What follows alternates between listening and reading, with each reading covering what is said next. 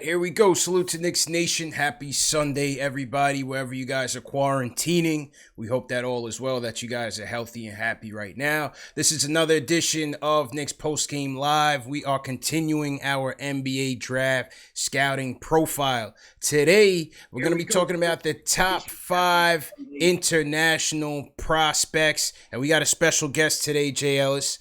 He's a long-time international scout for the NBA. Used to work for the Portland Trail Blazers. Used to work for the Detroit Pistons most recently, and also the Miami Heat. Right now, he's the director of international scouting for Babcock Hoops and Pro Insights. His name is Jason Filippi. Jason, how you doing, man? Fine, thanks. Happy to be here, guys. Absolutely, man. Well, that first and foremost, thanks again for joining us. We definitely appreciate you coming on and providing some insights. So let's get right into your top 5 article, man. Let's start with Deni Avdija from Maccabi Tel Aviv. What's been your thoughts on Deni so far in this season? Yeah. Well, I like Deni a lot. If you look at his numbers, you might not be impressed. But once again, you have to remember that he's playing for, a very strong veteran team, Maccabi Tel Aviv, in the Euro League. His numbers in the Israeli league are much better. This is in Europe. This is very typical that a guy, even though he may be an NBA caliber prospect, he may not get minutes, especially when he's young.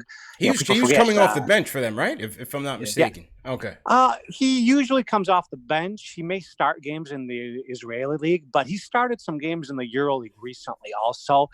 What I'm trying to get to is that he's seen an increase in his minutes, if not his overall numbers, since the start of the season. Mm-hmm. And, just speaking with people that, are around him, coaches, teammates, opponents for that matter, everybody's, giving me really good positive feedback, saying that this kid is good. He's going to keep getting better.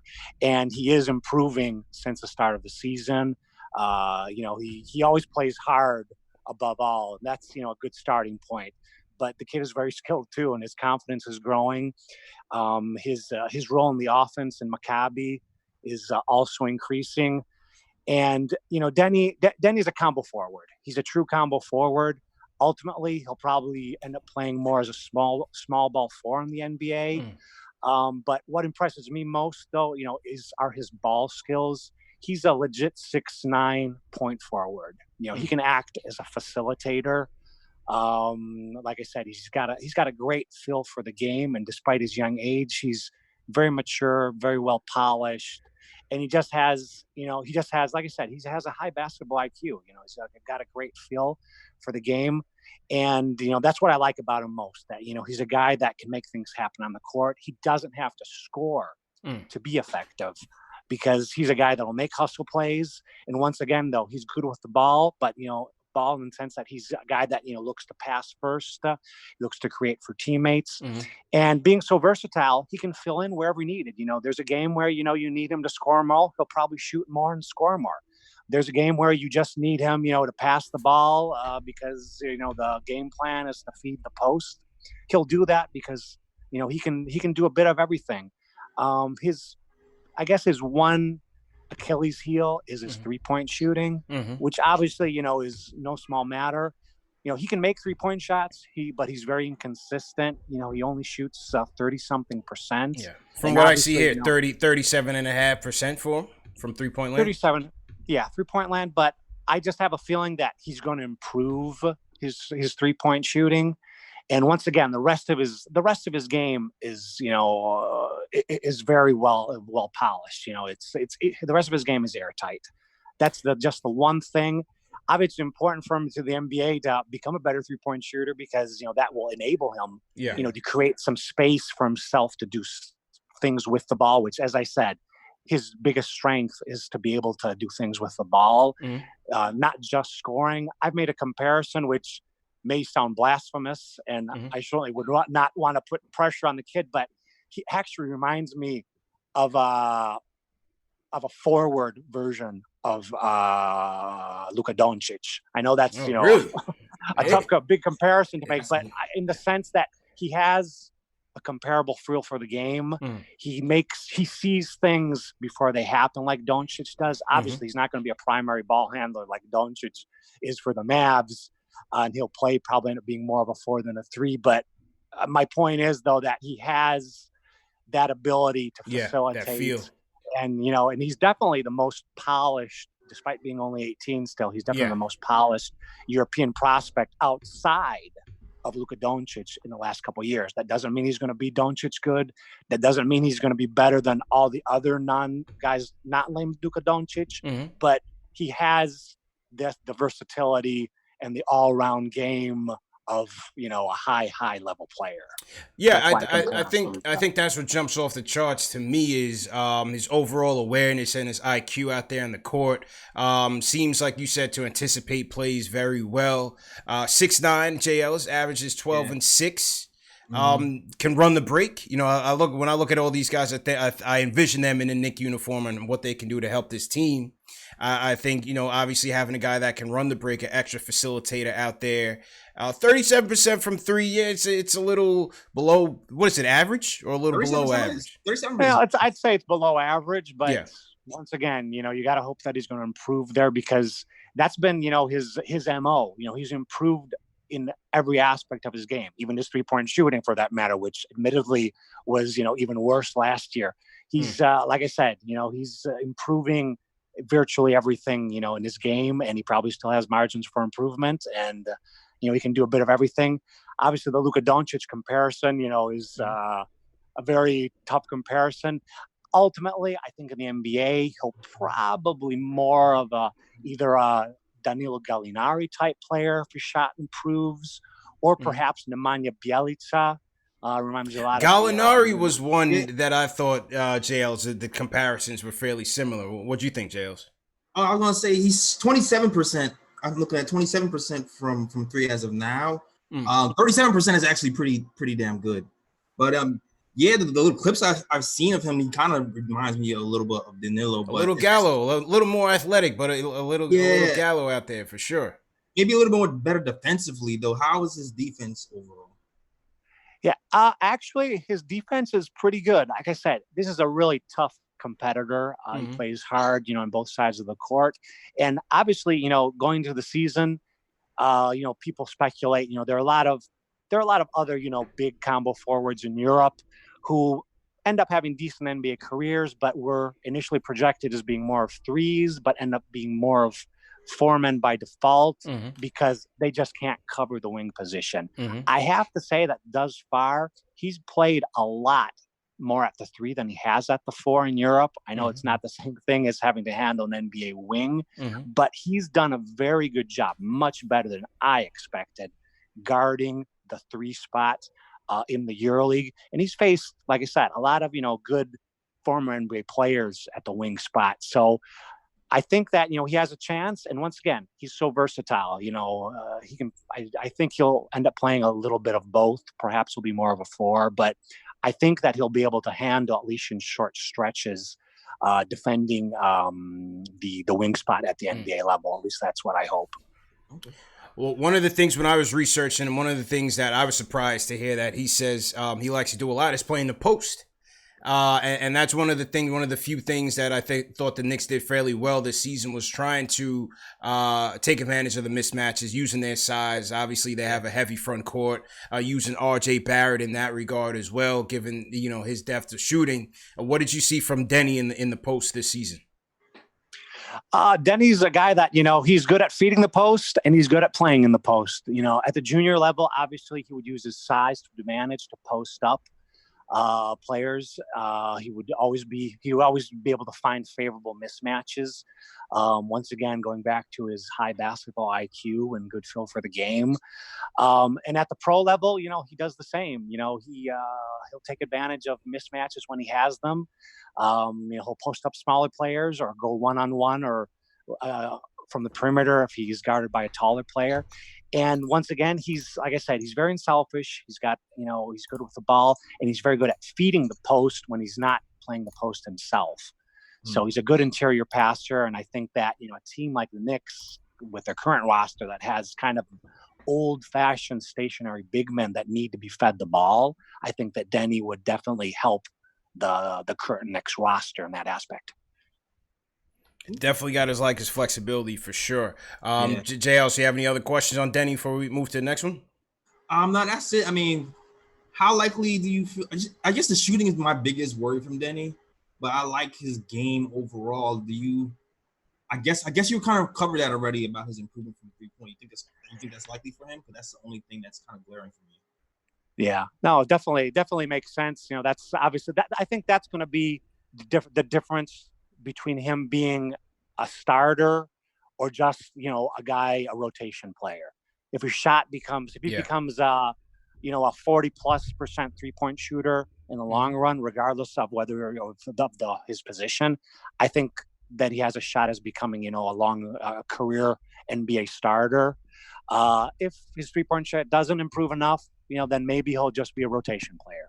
I think that's kind of be the difference maker. What I'm trying to say is that I don't know how high Deni's ceiling is, but he definitely has a high floor. He's too good, too tough a kid, too much of a hard worker to not be able to contribute to a team.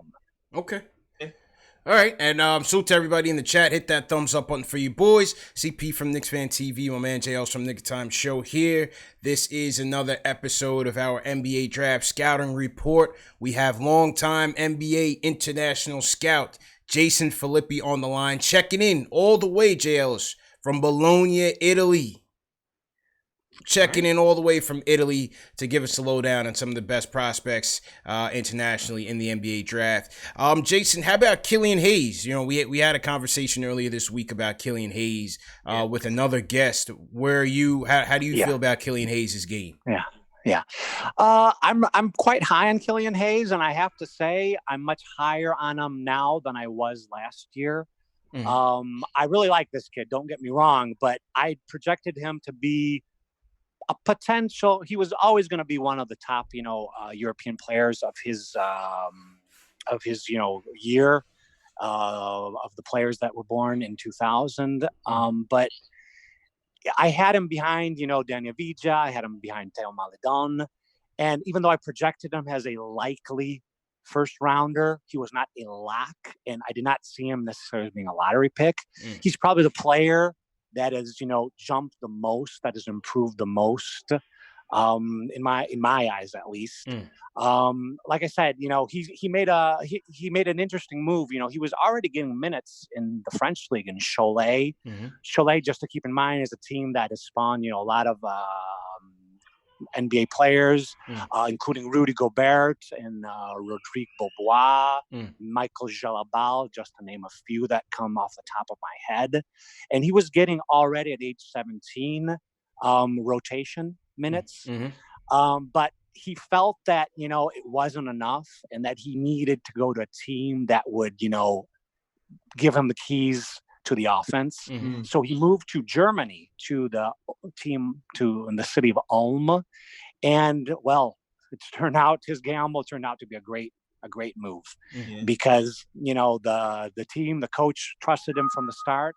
He became the starting point guard pretty much from day one, and has been having a much better than expected season, considering that, he is playing in a new country, new city, and obviously, has very high expectations and new pressure.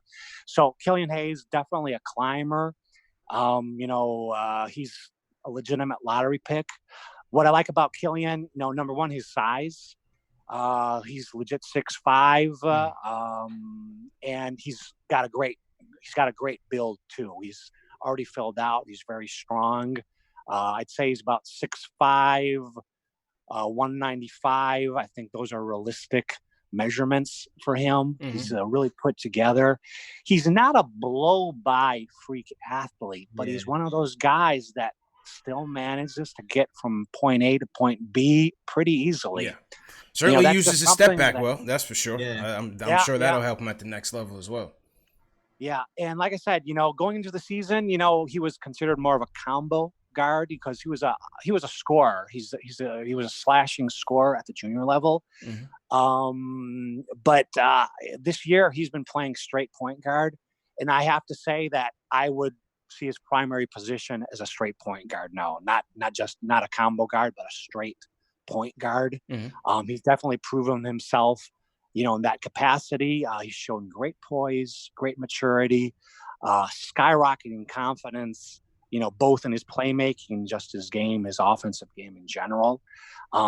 Killian's a very good slash. He's a good one-on-one player. He's a guy that can create off the dribble, both for himself and for others.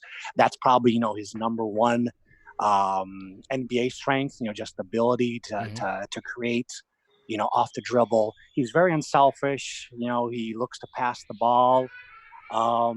He's got, good court vision.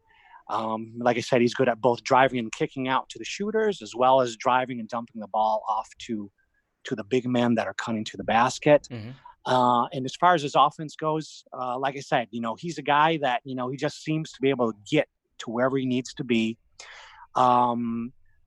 Once again, another guy who's actually not a great shooter either. You look at his percentage, he barely cracks 30%, which for a guard, especially worrisome. Nowadays it's worrisome even for a big man. But he's shown, his shot is improving. It's very inconsistent. There may be a game where he's 1 for 5, but there are games where he's 3 for 4. I'm just saying that he's a guy that's improving. I don't think that, his shot is going to, make or break his career, because he has many other strengths. And he's shown a knack.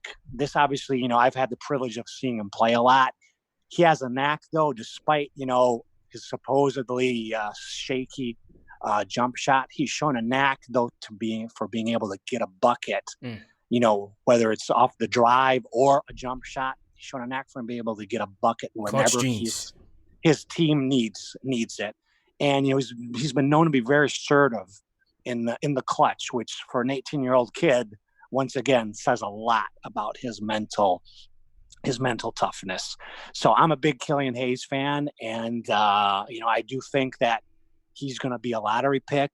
You could argue that he's the top point guard in the draft. I wouldn't necessarily go that far, but I don't see many other players above him. Perhaps LaMelo Ball, but that's the only guy that I wouldn't put Hayes in front of. So okay. That's hey. I mean, listen, Knicks are certainly in the market for points. I think I would rank them. I would rank LaMelo and Killian right up there, JLs, right now. Obviously, Killian. Well, neither one of them are shooting the 3 ball very well. But I mean, in the two of them, you got 2 fantastic playmakers, and that's certainly what we need. No, definitely. I think that's, the number one position. And, I think everybody would agree, on that. So definitely, a point guard, somebody that can create, good shots for everybody. And definitely Killian Hayes fits the bill. Yeah, I know he can shoot the catch. I know the catch and shoot threes he doesn't shoot well. I think he's been shooting the step back pretty well, though. Yes, that's a good. Yeah, I see you've watched your video. Yeah, that's definitely accurate. His step back move has kind of become, a staple of his game, and it's definitely helped him. Also, just to be able to create space, to do other things with the ball. And, his, hitting that, step back 3 has helped his confidence in general, both as a scorer and as a playmaker. So definitely. Okay, cool. So, but just to clear, because some people like to compare him to Frank a little bit because they feel like there's a lot of Frank comparisons. Right? Hey, I was just joking with Jason about this before we got on. So let the people know he's not super passive. I mean, he has passive, tendencies, but he's not that level. Can you clear that up or confirm that? I see where you're going. Yeah. I understand and I agree. I agree with what you're saying. Even though he's kind of, he shows great composure and he's not this, vocal guy who's getting fired up. I think Killian, though, is a little more I'd say he's above all more confident in himself than Frank has shown thus far. And also, I think that, he has a more defined position. Actually, I think Frank is a straight point guard, to be honest Yeah. with you. But I'm not sure the Knicks are convinced of that, and I think so. that may have hurt Frank's development. Like I said, it happens. I'm not saying the Knicks are doing anything wrong necessarily. I'm just saying though that they probably need to say, listen, if you want to play for us, you have to do this and that. End of discussion. The fact that they're moving him around, I think may have hurt his development, definitely hurt his confidence. And that's something that right now I think that Killian definitely has an advantage, that he's coming off breakthrough season, so his confidence is sky high, and I think he's a straight point guard, and I think that anybody that drafts him would have to do that. They have to play him at that position. So it's like I said, right now I'd give Killian an edge over Frank, simply because he knows who he is, and I think everybody understands who he is. With Frank, that may not be the case, and even for Frank himself, I don't know if he knows who he is. I think he's a straight point guard, though, just because he's a pass first guy, which is something I've always liked about Frank. He's not doesn't have enough of a scoring mentality. He was never a big scorer, even at the junior level. Now, Killian Hayes was a big time scorer, never a great shooter, but a guy that in Europe against his peers, could get to the rim at will. Frank was never like that. So that, definitely is a factor to consider, just how they developed, as players, over time, and how that perhaps influence affected their mentality and their confidence. And we're talking to Jason Filippi, longtime NBA international scout, checking in live from Italy. Salute to everybody in the chat. Hit that thumbs up button for your boys. This is another episode of our NBA Draft Scouting Profile. We were talking to Jason about the top international prospects in this year's NBA Draft, something that he knows very well. So far we've covered Deni, Avdija, Killian Hayes as well. Let's go to Theo Maledon. Jason, what's your thoughts on Theo, another Frenchman? Yeah, Theo's been on the NBA radar since he was 15 years old. He's very precocious talent. I like Theo. In fact, going into the season, I had him ahead of Killian Hayes, just because I think Theo has more natural scoring ability. Definitely a better shooter, both with his pull-up jump shot and from 3-point range. But Theo hasn't taken his game perhaps to the next level this far, which is something Killian Hayes has done. Like I said, Theo, he had a slow start to the season. He had a shoulder injury. He struggled a bit early in the season, playing in the EuroLeague. This was his first year in the EuroLeague, and even though he has been getting big minutes, he often starts. He struggled a bit early in the season. But the past couple months, I'd say since the new year begun, he's been playing quite well. And I think that, while his draft stock did drop early in the season, I think it's going to go back up. And even though I rank him behind both Deni and Killian, I think that Theo Maledon is going to be closer to the top two than he is now. I think he's definitely the third guy after those two. Anyways, like I said, he's another guy who could be labeled as a combo guard also, but ultimately I think he's going to be more of a point guard. The guy I've compared him to in the past has been Darius Garland. Because they're both good shooters. I've described him as a guy whose offense, whose scoring, whose shooting sets up his playmaking, and not the other way around. He's a guy who, to get going, needs to maybe hit a couple shots, and then he'll look to distribute the ball. He's a guy that's going to create space to penetrate and run the pick and roll, because he can make pull up jump shots. So I think that's a big factor with him. once again, this is kind of a stereotype of French kids because, definitely Frank has it. And to some degree, even Killian Hayes has it.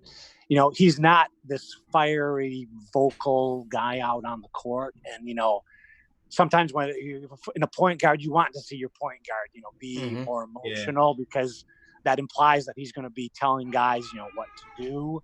But you have to understand, though, that, sometimes, it's a stereotype, but there's truth to it. French guys seem to be that way, more often than not. And once again, this kid's been playing. He's very mature and polished and confident in himself, but he's a guy that's been playing with older guys since he was 15. So he's kind of had this, ingrown natural instinct to defer out of respect to the older guys. So that's kind of why he's kind of afraid of, stepping on the veterans' toes. But at the junior level, he was a go-to guy. And I think that, once he gets the green light from the coach, that, he'll be more aggressive on offense. And he's definitely a good shooter. Like I said, people often compare him, not just – I'm sorry. What do you have him – because I'm not sure if we have the same stat. What do you have him shooting at statistically, if you have that in front of you? I don't have it in front of me. Okay. I don't have it in front of me. So – because I'm seeing – I don't know if what I'm seeing is accurate because I'm seeing 28% from three, almost 40 overall. But I don't know if that's accurate based on how you describe it. Like I said, this season's stats may be misleading because he was injured for a while. He definitely struggled to adapt to the higher level competition in the EuroLeague. But his career stats have him being closer to 40% than 50%. Okay. And just if you look at his shot, if you look at his his shot mechanics are definitely very, very fluid. He has a nice looking shot for him, and that's definitely not a weak spot for him. And like I said, he's got like Killian Hayes, he has a very nice size. He's not as big strength wise, doesn't have as big a frame, but I think they're comparable heights, about 6'5", both of them, which will enable him to perhaps play both guard spots. I envision Maledon maybe being more of a combo than a straight point guard. He can definitely defend both guard positions because, in addition to having decent size at 6'5", he's got very long arms also. He's got nice wingspan. What I say about Theo Maledon is that he may not, he may not have a super high ceiling, but he has a very high floor. I think he's a safe pick. He's a guy that he's going to probably be a career fringe starter. Worst case scenario, he'll be a rotation player. Best case scenario, he'll be a starter. Perhaps not an all-star, but I think he's a player. I think he's going to be a good NBA player and have a long career. So I definitely think that, in the second half of the first round, I don't know if he'll be there at 25 for the Knicks, but I definitely think that, he's a guy that's going to go, in the first round, probably top 20. Okay. So to be clear, the difference between him and Killian and why Killian would be higher is because Killian is more of a natural playmaker. Is that what you agree with that or not? Well, right now he is. Going to the season, I didn't think that. But right now, Killian has an edge because he's developed into, a better point guard. And just because he's on the rise, I think Killian has improved in virtually every aspect of his game. Whereas Theo is kind of plateaued a bit. Once again, though, he had kind of a rough start to the season. The past couple months, I'd say since mid-January, though, he's been playing much, much better with much more confidence, both as a scorer and as a playmaker. So I'd say I do give Killian Hayes an edge because he's been a better playmaker thus far. That's probably the main thing. And just because he's playing with more confidence, and he has a bigger role on his team, it's Maledon, he's playing with a veteran team that has a bunch of other point guards. So, if he's not getting it done, the coach has got plenty of alternatives. Whereas really took a big gamble on Killian Hayes, and the gamble's paid off, for everybody there. All right. Salute to everybody in the chat. Once again, hit that thumbs up button for you boys. We're talking to Jason Filippi, longtime NBA scout, formerly of the Portland Trail Blazers, Detroit Pistons, and the Miami Heat. And we're going over some of his top international prospects in this year's NBA draft. Make sure you guys hit that thumbs up button for you boys.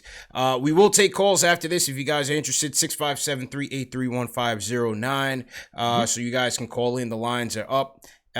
Jason, how about Aleksej Pokusevski who plays for the Olympiacos? What's your thoughts on him? Yeah, well, this kid, like I said, he's all upside. He's kind of the X factor in this draft, if you may. He's the ultimate sleeper pick. It's like I said, it's not uncommon, for young NBA prospects to not get much playing time. But obviously, this is an extreme case because Aleksej practically never plays for Olympiacos. He practices with them. He has suited up for a couple EuroLeague games, but he's literally played only a handful of minutes. He does play for their second division team where he puts up good numbers. But obviously, that's not why he's being considered, a potential first-round guy. This kid is all about potential, all about upside. He's a legit 7-footer. Who's a face the basket player. He's like I said, he's a kid that can shoot it. He's definitely the best shooter. Well, maybe Maledon's a better shooter, but Pokusevski's right up there. He's he's the prototypical, stretch big man. He's a kid that can face up. He can put the ball on deck and he can shoot it. Okay. I wouldn't want to limit him though to being just, this, big stiff that, who's afraid of contact and, only shoots 3-pointers. This kid is very mobile and agile and has very good ball skills. He's not just a 7-footer that can, help spread the floor because he can shoot it. He can really put the ball on deck too and, make plays. He's a very good passer from the high post. Very good interior passer, big to big. This kid has a really good feel for the game. The thing about him, and if you look at any highlights, you'll see it. He's 7 feet, super long, but he's super skinny and super thin. He's thin everywhere. And this is obviously, a factor, that's hindering his development. It's not that he won't be able to get on an NBA court anytime soon. He struggles to get on court at the pro level, even in Europe. Yeah. So do you think this is like a stash pick for a team or just a long-term project? I think he's a stash pick. I mean, I think he's he needs time, but he's definitely more than a long-term project. I mean, this kid is potentially elite talent. It's just that his weak body is, limiting his opportunities. So yeah, on paper, he's definitely would be a great guy to stash in Europe for whoever drafts him, even though, word on the street is that, he, if he puts his name and stays and gets drafted in the first round, he'll come over right away because his agents may feel that he's going to get the physical training that he needs. Get him a little Boston market, JL. Let's get him some rotisserie chicken, a little push-ups. Get some push-ups in. Exactly. No, exactly. So, on one hand, he's not ready to get on an NBA floor yet, but it might, though, be a better thing for him to come over sooner than later so he can start training with an NBA physical trainer. Obviously, he'll probably have to spend time in the G League.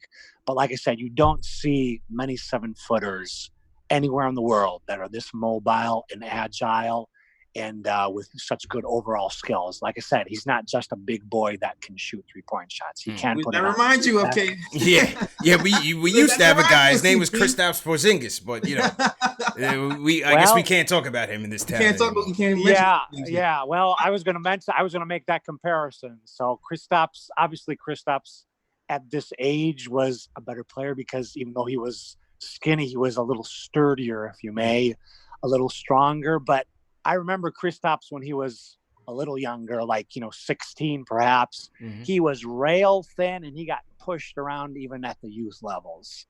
So, I like I said, I would give such a talented kid like Pokusevski the benefit of the doubt that, once he manages to put, a little bit of muscle on his body and learn how to take, contact better, that he's going to be able to, showcase his talents even at the NBA level. So this is a kid, like I said,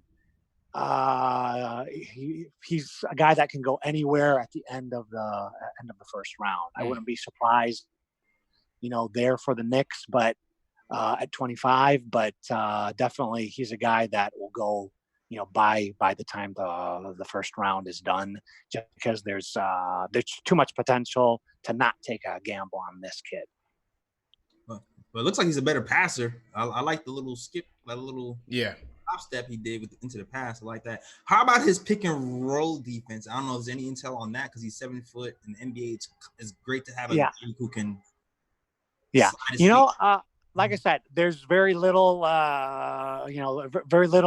footage to see him at the pro level. But I saw him play in the preseason, in the preseason tournament back in September, when a bunch of veteran guys were out. So he actually did get to play, some real minutes in that context. Mm-hmm. And I thought that he actually moved his feet quite well. He had more trouble, obviously, defending the low post because of his weak body. Right. But as far as mobility and, lateral movement, I thought he was okay. I don't think that'll be, a problem. It'll be just, being able to hold position in the low post, which is something he can't do right now. But his lateral movement is okay, good enough. Okay. And the fifth person on your list, you have Leandro Bolmaro. What do you think about Leandro Bolmaro? Leandro Bolmaro, like I said, like Pokusevski, like the first three guys that we talked about, Maledon, Hayes, and Avdija are guys that are getting big minutes and have, solidified their statuses as first round locks, if not lottery picks. Pokusevski and Bolmaro are guys that were not considered first rounders going into the season. But, because of their potential and, obviously as scouts, we go to, we have an opportunity to see these guys in practice at times, or, we have seen them play maybe at the junior level. Mm-hmm. So, even though this may not necessarily translate to the pro level, we have an idea of what a guy can do. Mm-hmm. And in the case of Pokusevski and also Bolmaro, a lot of what they can do should translate well, even to higher levels of competition. Bolmaro, he's got great size. He's a combo guard. He was always more of a scorer at the junior level, but he showed, like I said, very impressive playmaking skills this year. At least I did not consider him going into this season as much of a playmaker, let alone a combo guard. I just considered him to be, a talented international wing player, with good length and good ball skills, who needed to improve his jump shot, like a lot of other young kids. But he's proved himself playing, for the Barcelona satellite minor league team. He hasn't gotten many minutes at the pro level, but when he did play minutes, he always seemed to do something noteworthy, whether it was a great pass, whether it was a hustle play, diving to the floor for a loose ball, or just making, impressive bucket, taking it to the rim against a 7-footer and being able to finish with contact. He's always shown something impressive, even in limited time. And at the junior level and playing in the Spanish second division, he's been a dominant player. And like I said, he's a true combo guard. Obviously here, I don't think he's a straight playmaker, but he has value as a guy who has legitimate chance to play both positions. He has the size. He's a very good athlete. He's got strong legs. He can defend both positions, in my opinion. He's a fun player to watch. I think that, Madison Square Garden crowd would fall in love with this kid because, on one hand, he plays hard and you can see that he's really competitive. And on the other hand, he just has this knack for making, spectacular plays. Like I said, whether it's, wild acrobatic finish in traffic or some, no look bounce past to the big man cutting to the rim. He's being hailed as a next Ginobili. Ginobili was one of my favorite players, international players of all time. I'm not saying he's going to be Ginobili good, but he does have the intangibles that remind me of Ginobili. Just that ability to just improvise things. And I think that, the intel on him and just, the buzz I'm getting from, other scouts is that somebody's going to take a chance on this kid in the first round. Wow. So we're looking at late first round, early second. Yeah, definitely. But I wouldn't be surprised if he goes in the first round. So that's kind of the buzz on him. He's one of those guys that a lot of people are making the trip to see him play even a minor league game. NBA GMs, to be more specific, have gone to see him play minor league games in Spain because he wasn't getting enough minutes at the pro level. And everybody came back pretty impressed is the feedback I'm getting. Good stuff. So. The highlights look impressive, not going to lie.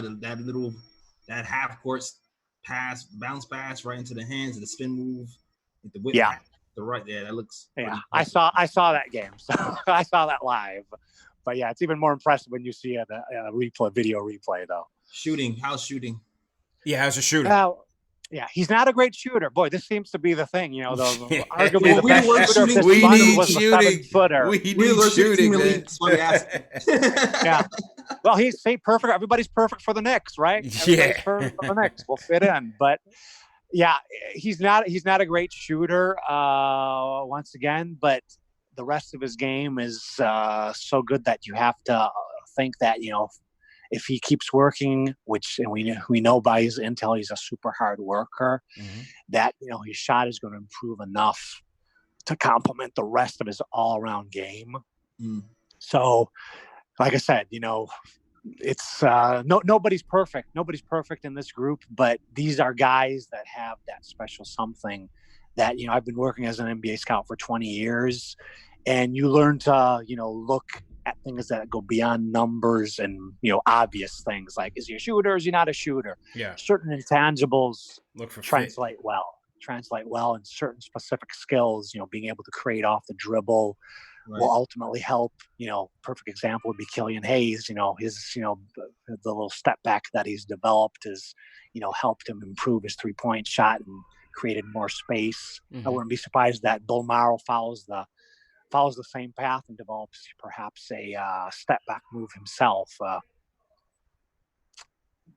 So sometimes JLs, these are the type of players that just make those winning plays for you, man. These are the Spurs type players that sometimes you don't see them coming, and they come in and they fit that role well. You just never know, man. Yeah, I mean, definitely I'll do more. Look at some more stuff on him, but yeah, the way he's describing him and just looking at the tape, he pops off the highlight screen. That's for sure. For sure. Like I said, in the open court, he's an NBA player. In the half court game, needs work. He needs work. He needs work, but the talent is there. And once again, that the intangibles are there. So I think that, at 25, he would not be a stretch to take a chance on. Okay.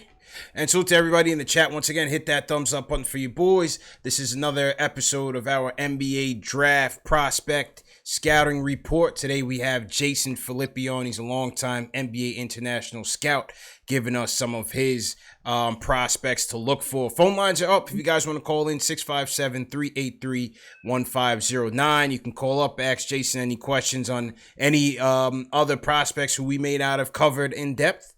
Feel free to call in and ask Jason his opinion. Jason, real quick, you've been a scout and working for 3 NBA teams thus far, 20 years in the game. What is it like working in an NBA war room on draft night? Like, take the fans into whatever you can, whatever you can share. Take the fans into what it's like, being in a war room on draft night, making those decisions. Yeah. Well, I definitely say it's very hectic. It's very hectic because, so many things are going on because, obviously, your main focus is the draft and, the picks you have and who you're going to take.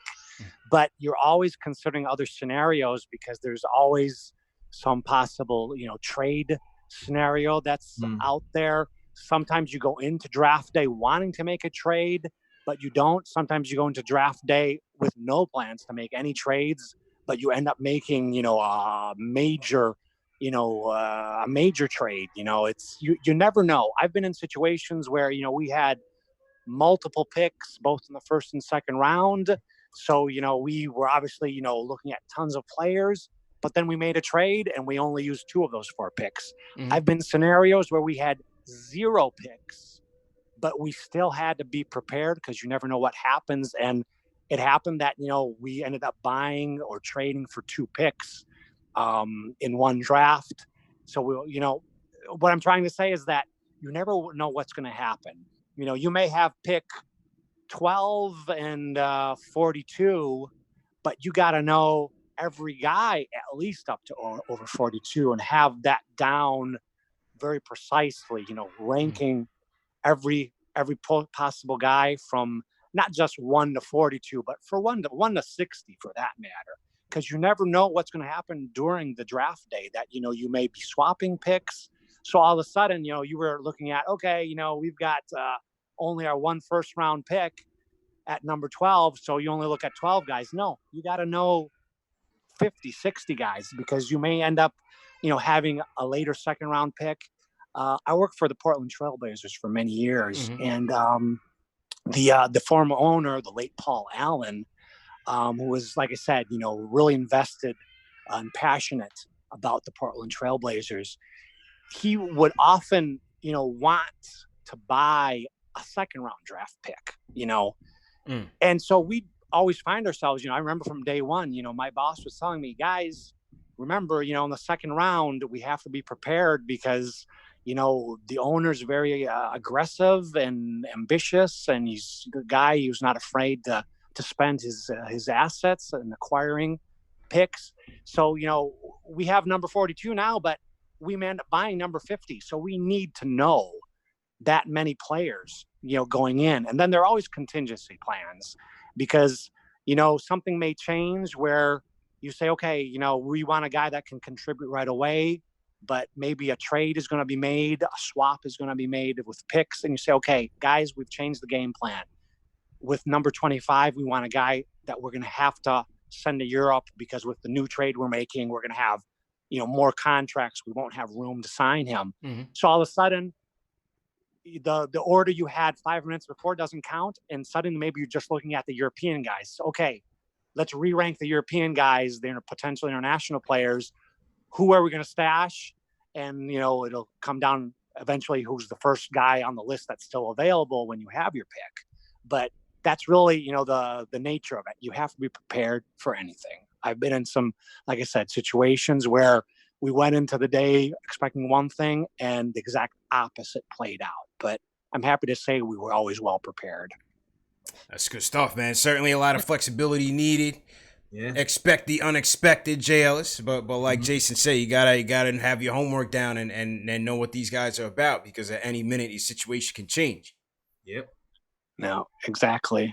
Being the international scout, I was mm-hmm. often called into the forefront, at least especially in the second round, mm-hmm. because of situations like this. Like, listen, hey, we're swapping 38 with 42, mm-hmm. or we just acquired in a trade, a pick, or the owner wants to buy another second round pick. Who would you stash, of the mm-hmm. remaining international guys? And I'd say, well, this guy, is not ready, but he's got huge potential. So let's push on selecting him. Like I said, you got to be ready for everything. Cool, man. We're talking to Jason Filippi, longtime NBA international scout, checking in from Bologna, Italy. JLS. We just covered some of his top international prospects from the NBA draft, so make sure you guys hit that thumbs up button for you boys. One of my mods, TM, if you can put Jason's Twitter handle and link to his Twitter profile in the chat as well, so people can make sure that they follow Jason on Twitter. We got a call coming in. Let's go to Big Slim from the Bronx. He wants to talk about some of the international prospects. Slim, how you feeling, man? Hello? Hello? Yeah, I can hear you, bro. Loud and clear, man. What's happening? How you doing? Can you hear me? Loud and clear, bro. Go ahead. All is well in yourself. Pretty good. Shout out to you in the chat, man, and Jay Ellis. Thank you, man. I'm a long time listener, first time caller, but I have an international prospect I would like to ask the analyst about. I would like to ask him, does he know anything about Mike Smith from Maledon, point guard? Who? Can you repeat Mike that? Smith? Did you say Mike Smith or Mike James? Yeah, Mike James. I'm sorry, Mike James. And where does he play for? Who does he play for? Oh, Mike James. But Mike, obviously, He we're talking played about for a the veteran Maledon player. EuroLeague. Yeah, we're talking about a veteran player here, though. Yeah, Mike James, he played for Milano last year. This year he's playing for CSKA Moscow. He was the leading scorer of the EuroLeague last year. Obviously, he briefly played in the NBA. I believe it was for Phoenix a couple years ago. He's an elite shooter, perhaps an undersized shooting guard, but he could probably play in some capacity as a scoring point guard. Like I said, he's been one of the leading scorers in the EuroLeague for the past couple seasons. I know that Rick Pitino was recently quoted as saying that, in his opinion, Mike James is an NBA player and should be in the league. So, he's definitely a guy that, with his shooting, he's got big time NBA 3-point shooting range. I mean, he has Steph Curry, shooting range. I mean, he shoots it from the logo, as they say. So he's definitely a guy that in today's long ball, NBA definitely, has a chance despite being more of an undersized shooting guard than a playmaker. Interesting. Mike James plays for Milano. Appreciate the call, Slim. You have another question, or are you good? No, I'm good. I thank you so much, man. All right, CP, man. Welcome. God bless you in the chat, man, and everybody out there, man, that's going through what we're going through. Be safe, man. Be safe. Thanks for the call, Slim. I think he's trying to get Mike James to the NBA. I thought it was the old Mike James. I was gonna say that Mike James is come and gone. He's a New York native too. JL's that Mike James. Jason, somebody asked in the chat about Burisma. I'm looking for the last name here.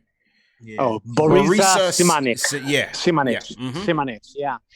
This is definitely, an interesting prospect. He's draft eligible this year. He's from Serbia. Borisa Simanic. He's a guy that 3-4 years ago he was considered a first round lock, possible lottery pick, can't miss prospect. He's a prototypical stretch four-man, modern stretch four-man. He's got, great size and length. He can shoot it. This guy's a legitimate, 40.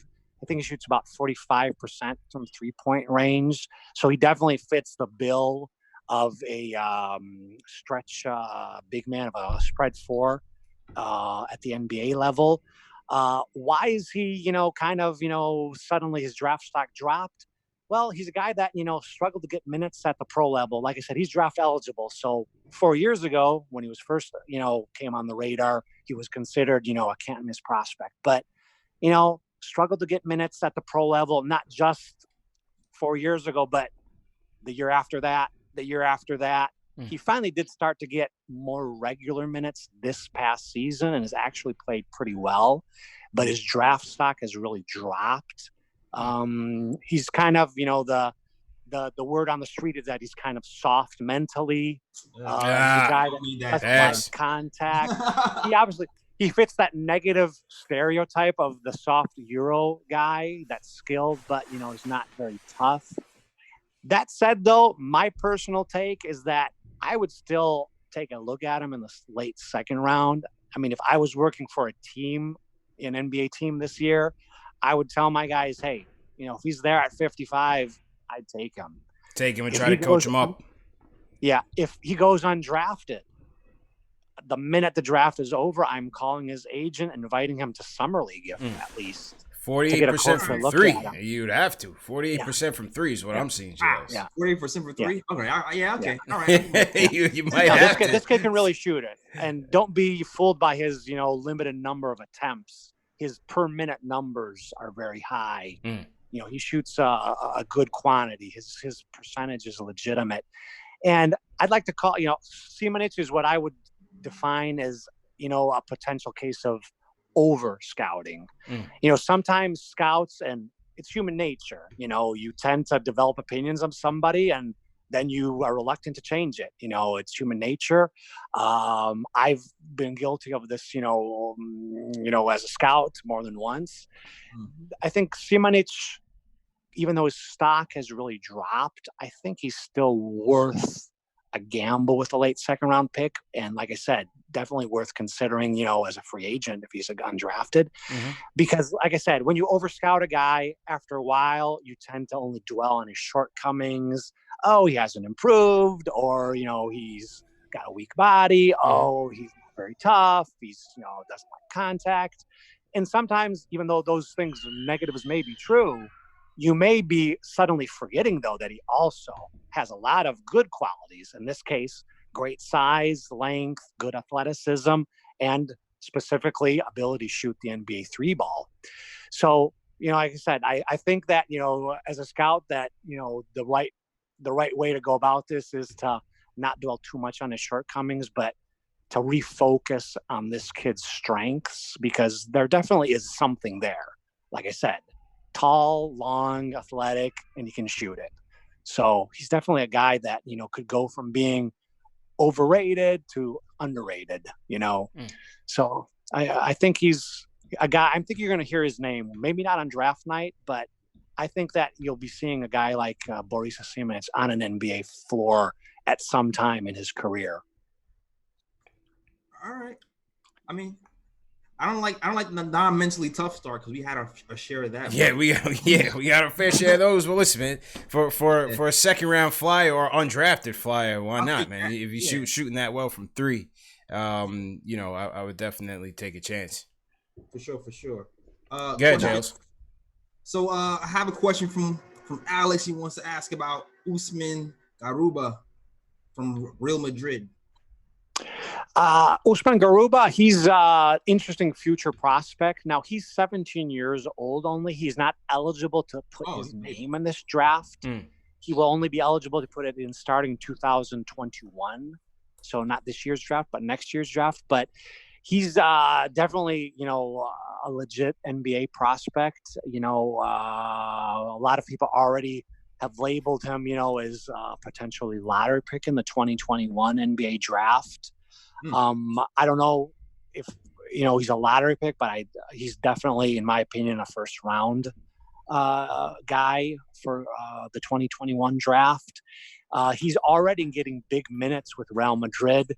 Now, he's definitely not Luka Doncic. He's more of a small ball big man, but he's got an elite motor. He's a good athlete, high intensity defender, very versatile. He kind of fits the mold.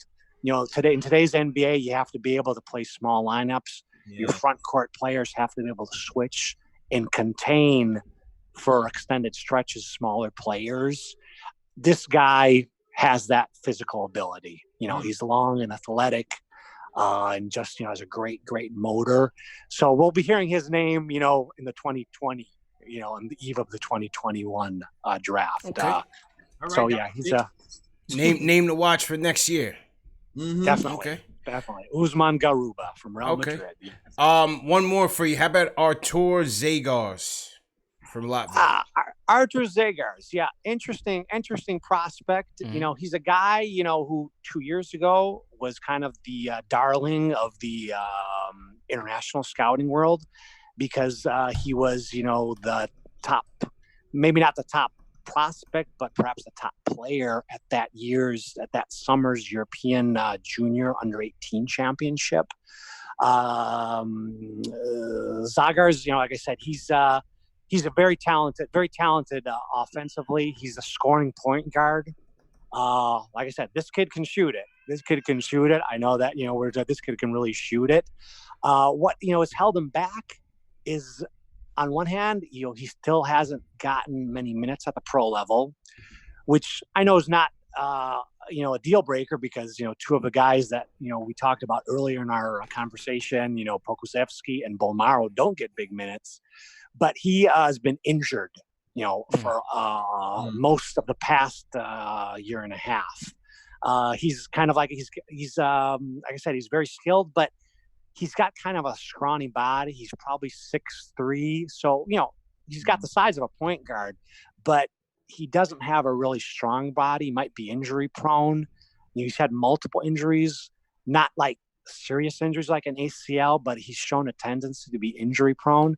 And that's kind of stopped him from being able to make the rotation for his team. He plays for Joventut Badalona in Spain.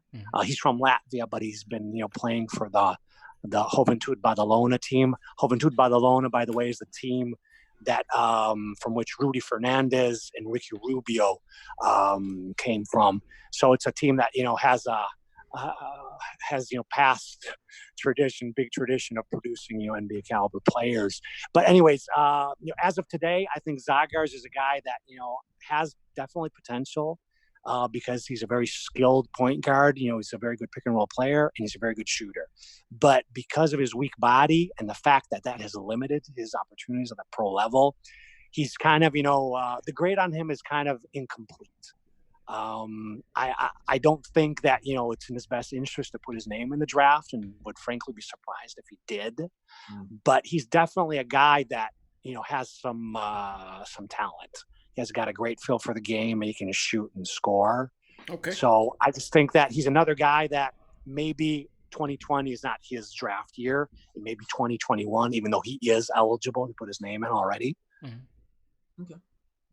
Okay, this sounds good, man. And once again, salute to everybody in the chat. Hit that thumbs up button for you boys. We are just about to wrap up our episode of the NBA Draft Scouting Profile. Jason Filippi has been joining us out in Italy, Bologna, Italy, surviving the quarantine, coronavirus, and all that. Jason, we definitely want to thank you for your time and insights. We definitely appreciate it. Hopefully, as the draft gets near, once the lottery is determined, we'll have you back on and talk about some more definitive looks based on where the Knicks are picking. Definitely. It was, it was great being on the show, and I'd love to do it again in the near future. Thank you. Where can the fans find your work and get in contact with you? They can either contact me on Twitter at Jason Scout is my nickname, or at Jason Filippi. Actually, no, it's at my name, at Jason Filippi. Also on Instagram at Jason Scout, or they can read some of my articles on BabcockHoops.com or ProInsight.com. Either of these two websites, feature my work, and as well as being on Twitter and Instagram. All righty, sounds good. And we're throwing those links in the chat right now. We'll also throw it in the video comments so that people can find you. Jason, thanks again. Be safe, and we'll talk soon, man. Okay, thank you. Okay, bye-bye, guys. Thanks. All right, take care, man. All right, that was Jason Filippi, J. Ellis. It's a long-time international scout. Hit that thumbs up button for you boys. We definitely appreciate it. And so we talked Deni Avdija. We talked Killian Hayes. We talked Leandro Bolmaro. We talked Aleksej Pokusevski, Jails. We talked a little Theo Maledon. We talked Artur Zagars. And we also talked about Borisa Simenchik. So, listen, definitely some names to take note of. Obviously, we're looking for more shooters. Aleksej certainly fits the bill, but obviously he seems like a guy that's going to lead a lot more development. Certainly needs to bulk up first and foremost, and then we can see. But listen, we have the 25th pick in the draft. We're going to have a second round pick. We don't know where we're picking in the lottery. We can be anywhere between 1 and 8. So we got to put all options on the table, bro. All these prospects have to be evaluated because you just never know who could end up in an orange and blue uniform come draft night, bro. Yeah, absolutely. Like, I feel like when it comes to the lottery, me personally, I'm looking at Killian might be the only one I'm kind of looking at for me personally. I don't know how you guys feel. For me personally. Well, it depends. It depends on what we're looking at. Like I said, we could be anywhere between 1 and 8. I think in terms of who I like so far, I would say I'm going LaMelo. I'm going Killian. I think Obi's the most ready to go right away. Yeah. Obviously, fit-wise, we need a lot of things, Yales. No doubt about it. We need a lot. I'm just saying talent-wise, who's on my board. We still got to talk about Anthony Edwards. We haven't gotten to Anthony Edwards yet. Yeah. He's certainly somebody who I want to see and talk about. So we're going to get Anthony Edwards. We'll get somebody to talk about Anthony Edwards. Yeah. Those are my same sentiments right now. To me, it's LaMelo, Killian, Obi, Edwards. Yeah. This Kira Lewis guy, he's intriguing me a little bit. I got to do some more homework on Kira Lewis. Yeah, point guard out of Alabama. Mm-hmm. But those 4 in my mind right now are the guys. Yeah. I would prefer. Yeah, draft. And you just never know, right? Because let's say it's 8, and Rose decides to go best player available. You could be looking at an Obi with your first pick, and then come back at 25, and maybe you go Theo Maledon, or maybe you go, Cassius Winston, Cassius Stanley, or another upperclassman from the collegiate level later on in the draft who's ready to compete right now. So there's a lot of different ways we could look at it, but like I said, everybody has to get evaluated. Absolutely, and I agree with you there. I agree with you. Once you get to the later first, then I think I might consider some of those guys. But for the top 10 right now, I think I like kind of prospects that I have in mind right now. Absolutely. So we definitely got to do a show on Anthony Edwards. I want to do a show on some of the top shooters. We should definitely do a show strictly shooters in this draft. We'll see if we can get Spencer in anytime soon. But man, good show, J. Ellis. Appreciate it. Appreciate everybody for watching. J. Ellis, let me get my closeout theme music on. And go ahead and close out, bro. Yes, yes, your boy J. Ellis. If you didn't know, run the Nick of Time Show. You can catch an episode of Nick of Time Show on youtube.com/Show. Catch the latest episode. Short hiatus right now. I'm usually recording right now, but the Roni is rampant. So I'm trying to set things up so we can record later on. But as of now, no new episodes. But definitely check out past episodes, draft, and for more. Also follow me on all social media. That's the Nick of Time Show on Twitter. Look at my hat, right? Also, the KOT Show on Twitter, the Nick of Time Show on Instagram, and also follow me on Facebook as well. And also check out the blog. My guy Ken writing articles for our blog. He's usually doing a great job. Salute. That is all. Back to you, CP. Appreciate it, J. Ellis. And salute to everybody that tuned in once again.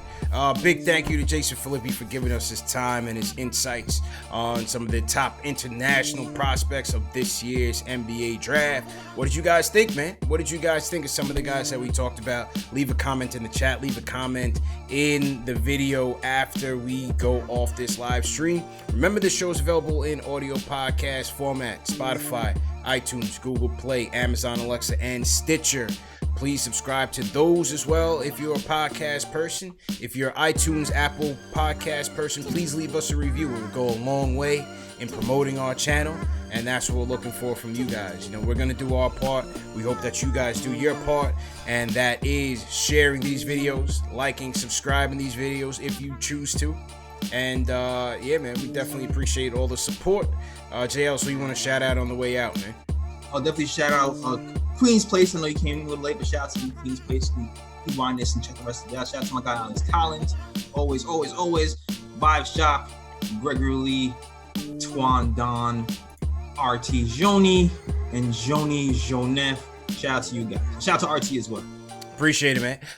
Shout out to Andrew, Gay University. Appreciate it. All the mods, Delano, TM. Appreciate it. Dave, much appreciated for throwing all the highlights together. Geraldine, appreciate it as well. Everybody be safe out there. T. Williams, I see you. EJ1, thanks a lot. Everybody be safe wherever you guys are at. Just we'll make it one day at a time. One day at a time, we'll make it through. And we'll see you guys this week. We'll come back live this week just to chop it up with the fans and make sure everybody's mentally healthy, mentally sane, man. So see you guys this week. Peace.